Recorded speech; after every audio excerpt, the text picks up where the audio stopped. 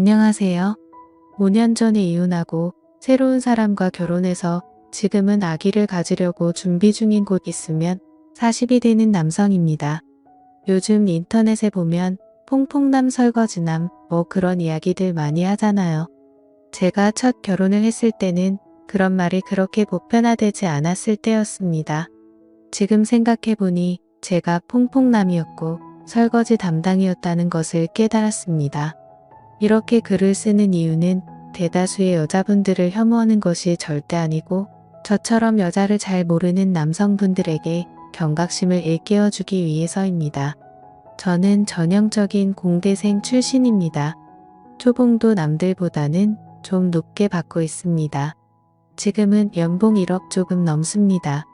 학창시절 여자를 몇 명 만나보기는 했지만 그때는 연애보다는 공부가 우선이어서 깊게 만나보지를 않았습니다. 첫 결혼 전 만난 여성분과 처음 관계를 했었는데 몇 개월 만나다가 성격 차이로 헤어졌습니다. 그리고 얼마 있다가 친한 친구의 여자친구 소개로 전철을 만났습니다. 친한 친구의 여자친구가 다니는 필라테스 강사인데 얼굴도 예쁘고 몸도 좋다고 해서 사진을 보니 너무나 예뻐서 제가 소개시켜달라고 했습니다. 전철을 처음 만날 때 문을 열고 들어오는 모습을 보고 한눈에 반할 수밖에 없었습니다. 얼굴도 얼굴이지만 균형 잡힌 볼륨이 남자라면 누구나 반할 수밖에 없었습니다. 지금 생각해보면 후회가 되지만 정말 외모로는 제가 지금까지 만나본 여자 중에 최고였습니다. 필라테스 강사를 해서 그런지 말도 예쁘게 잘했습니다. 대화를 나눠볼수록 끌렸고 저는 그때부터 구애를 했고 적극적인 구애 끝에 연애를 시작했습니다. 전 아내는 저 만나기 전에 진지한 연애를 한 적이 없고 또 밖에 잘 나가지 않는 집순이라고 했습니다. 직업 특성상 늦게 끝나는 날이 많았는데 끝나고 보려고 해도 평일에는 바로 집에 간다며 만날 수가 없었습니다. 연락도 잘 안 되는 경우가 많았는데 평일에는 집에 간다. 집에 도착했다. 이제 잔다. 잘 자라 이 정도가 연락의 끝이었습니다. 그래도 낮에는 비교적 전화나 연락이 잘 됐기 때문에 애는 탔지만 큰 문제가 아니라고 생각했습니다. 저희는 주로 주말에 만났습니다. 제 차를 타고 드라이브를 가거나 저의 집에서 데이트를 했습니다. 결혼 때까지 전 아내의 자취방에는 한 번도 가보지 못했습니다. 빚을 지고 필라테스를 운영하고 있는 상황이라고 해서 데이트 비용은 거의 제가 100% 부담했습니다. 연애 때 받은 선물이 제 생일에 20만원 전후의 셔츠 한 벌이었고 각종 기념일, 크리스마스 선물에는 편지만 받았던 걸로 기억이 납니다. 하지만 저의 집도 어느 정도 살고 제 연봉도 비교적 높았기 때문에 금전적인 것에 대한 서운함은 없었습니다. 그때는 오히려 손편지를 써주는 전 아내가 예쁘게 보였습니다. 평일에는 못 보고 주말에도 전 아내가 일이 있을 때는 못 보는 경우가 있어서 한 달에 2번 정도 데이트를 했습니다. 그때는 전 아내를 너무 사랑했고 결혼을 하면 매일 볼 수 있다는 생각에 사귄 지 1년 정도 됐을 때 청혼을 했습니다. 오빠 나도 오빠를 좋아하지만 나는 결혼 생활은 준비되었을 때 하고 싶어. 결혼은 현실이니까 오빠 결혼 준비는 된 거야. 저는 서울 근교의 20평 후반대의 제 명의 아파트에서 신혼을 시작할 거고 제 연봉과 그동안 모은 돈 그리고 부모님의 노후에 대해서도 알려주었습니다. 전 아내는 흡족한 미소를 보이며 청혼을 받아들였습니다. 결혼은 일사천리로 진행되었습니다. 그런데 결혼하는 과정에서 전 아내는 아파트 공동명의와 경제권을 계속 요구했습니다. 저는 경제권은 줄 수 있지만 아파트 공동명의는 안 된다고 하자 며칠 연락을 안 받더라고요. 그래서 우선 달래려고 공동명의는 결혼하고 다시 한번 생각해보겠다 했습니다. 아무튼 그렇게 결혼식을 올리고 몇 개월 행복한 시간을 가졌습니다. 그러다 어느 날 전 아내가 말했습니다. 오빠 요즘 고객들도 많이 떨어지고 나도 일하고 오면 집안일 하는 것도 힘든 것 같아. 우리 어차피 아이 가져야 하는데 나 일 그만두고 몸 관리하면서 아기 가질 준비하면 안 될까? 맞벌이 하니까 집도 너무 더럽고 오빠 아침도 못 챙겨주는데 일 그만두고 집안일도 하면서 아기 가질 준비할게. 전 아내가 힘들다 하기도 하고 저도 아침밥 얻어먹는 게 꿈이었기도 하고 아기도 슬슬 가져야 하니 그러라고 했습니다. 일주일 동안은 아침도 차려주고 집도 깨끗하고 저녁도 차려주고 그랬습니다. 시간이 지나자 아침은 시리얼이나 모닝빵으로 바뀌었고 집은 조금씩 더러워졌고 저녁도 밀키트나 배달음식이었습니다. 집이 좀 더럽다고 하자 집안일은 해도 끝이 없다며 스트레스 받지 않게 잔소리하지 말라고 화를 내서 그 다음부터는 아예 말도 꺼내지 않았습니다. 전 아내는 아이를 갖자고 했지만 관계 때마다 저에게 피임을 하게 했습니다.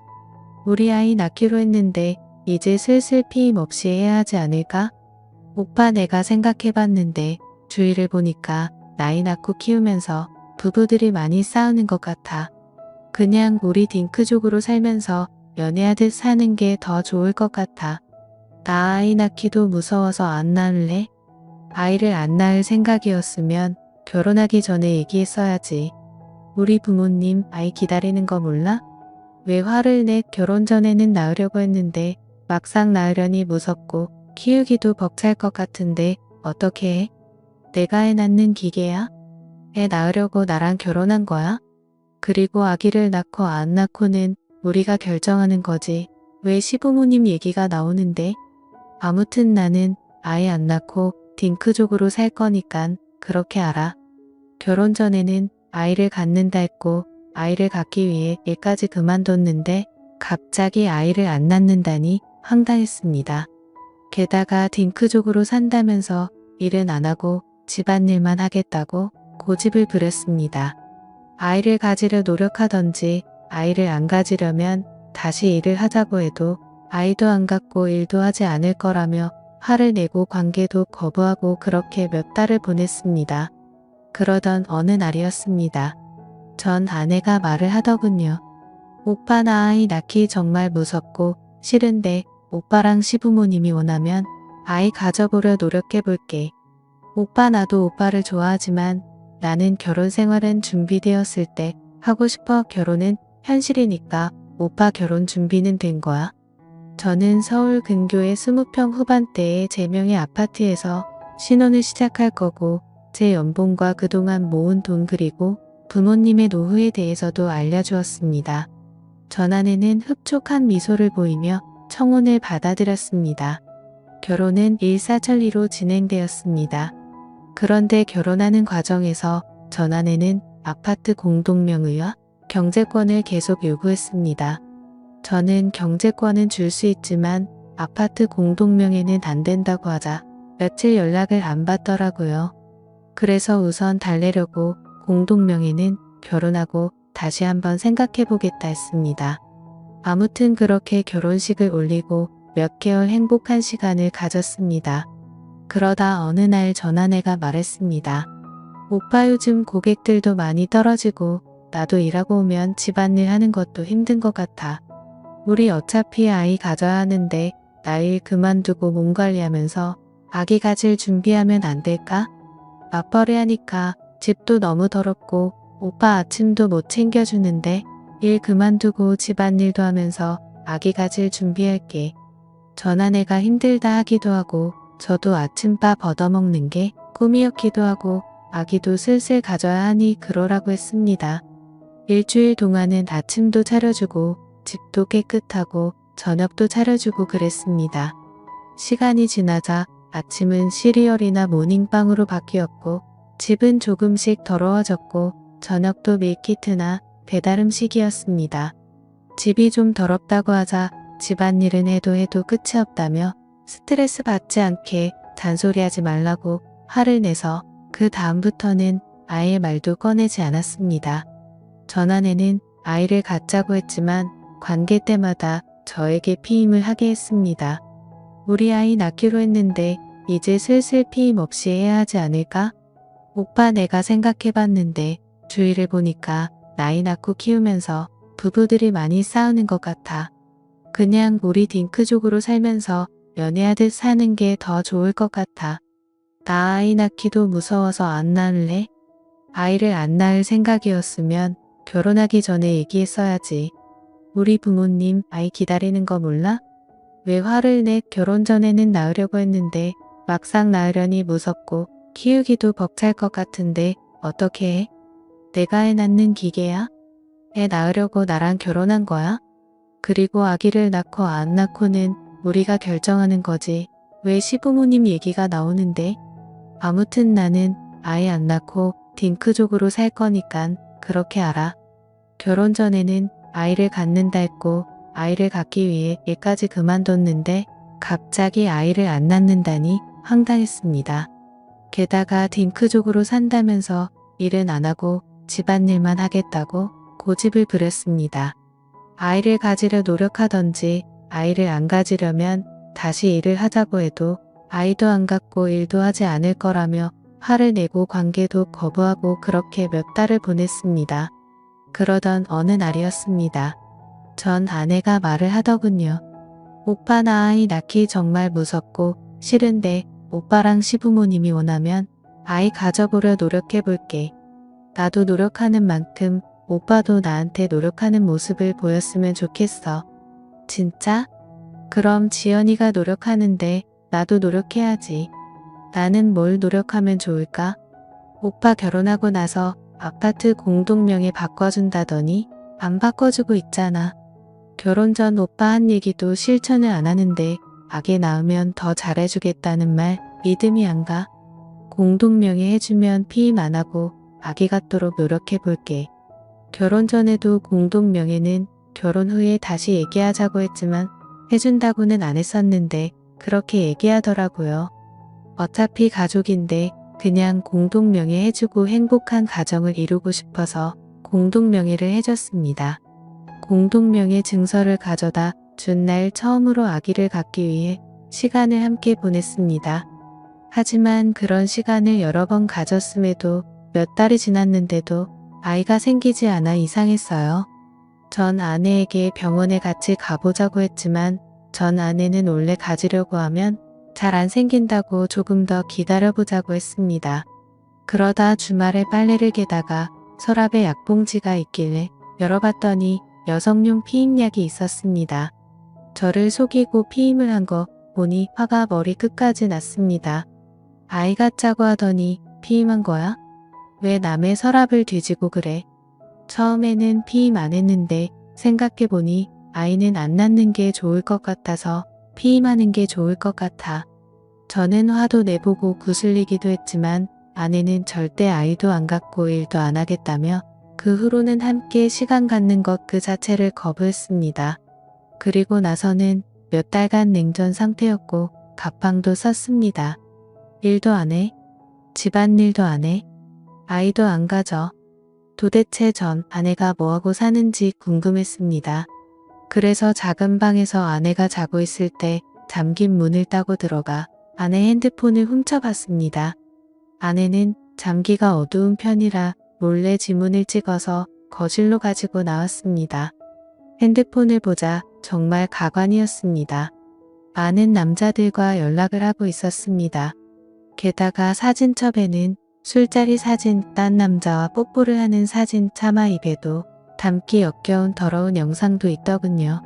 게다가 거기에는 흑인도 있었습니다. 일일이 사진 찍기도 힘들어서 우선 제 핸드폰으로 영상 촬영으로 카톡 메시지, 사진, 영상, 그리고 나중에 상간남 소송을 위해서 전화 목록에 있는 남자들 전화번호도 다 찍었습니다. 우선 저도 생각할 시간이 필요해서 전 아내에게는 갑자기 출장이 생겼다 하고 며칠간 휴가를 냈습니다. 분명 그때 전 아내는 얜 기회네 하고 다른 남자들을 만났겠지만 그동안 어차피 이 남자 저 남자 다 만나고 다닌 거 상관없다는 마인드였습니다. 어차피 이혼할 거니깐요. 많은 카톡 내용을 보는 데만 몇 시간을 걸렸습니다. 그리고 친구 아는 형이 이혼 전문 변호사라 찾아갔습니다. 이혼은 당연한 거고 상간소송도 진행해야 하고 아무래도 재산 분할이 문제가 될 것 같아서 상담을 받았습니다. 변호사의 조언에 따라 아내에게 준 제 카드 내역 다 뽑고 분실 처리하고 재발급 받았습니다. 통장 내역도 뽑았는데 월급날마다 전액을 뽑아가서 잔액이 거의 없었습니다. 제일 중요한 아파트는 결혼 전 부모님께 증여로 받은 자료들을 준비했습니다. 그리고 상간남들 별로 전화번호, 카톡 내용을 정리했습니다. 변호사 말로는 전 아내가 유부녀인 걸 몰랐다면 상간소송이 안 된다고 하더라고요. 전 아내가 관계를 했다는 카톡 내용과 사진이 있는 사람이 총 5명이었는데 그 중에 4명은 남편이라는 얘기가 있어서 상간남 소송이 되고 1명은 그런 내용이 없어서 힘들 거라고 했습니다. 이혼 소송과 상간 소송이 마무리되는데 1년 남짓 소요됐습니다. 변호사가 말한 대로 1명은 유부녀인 거 몰랐다고 기각됐고 3명한테는 위자료 받았습니다. 전 아내에게도 위자료 받았습니다. 아파트는 결혼 전 구매했는데도 전 아내의 기여도 10% 인정해 주더라고요. 거의 위자료랑 아파트 기여도랑 해서 퉁쳤네요. 아무리 졸라도 아파트 공동명의 안 해줄 걸 그랬습니다. 그래도 퐁퐁남으로 계속 사는 것보다는 조금이라도 일찍 알고 끝낼 수 있었던 거에 만족합니다. 이혼 마무리되고 얼마 있다가 지금의 아내를 만났고 아내는 정말 성실하고 진솔한 사람입니다. 살림도 잘해서 아침밥도 맨날 먹고 다니고 있네요. 전 아내의 막장 같은 바람 때문에 초기에는 의심도 했지만 올바르고 성실한 정말 정직한 사람입니다. 바라는 아기도 얼른 생겨서 더 화목한 가정을 이루고 싶네요. 여자 얼굴 많이 보시는 분들 조심하세요. 저처럼 퐁퐁남 될 수 있습니다. 여자는 외모도 중요하지만 조신한 여자가 최고인 것 같아요. 감사합니다.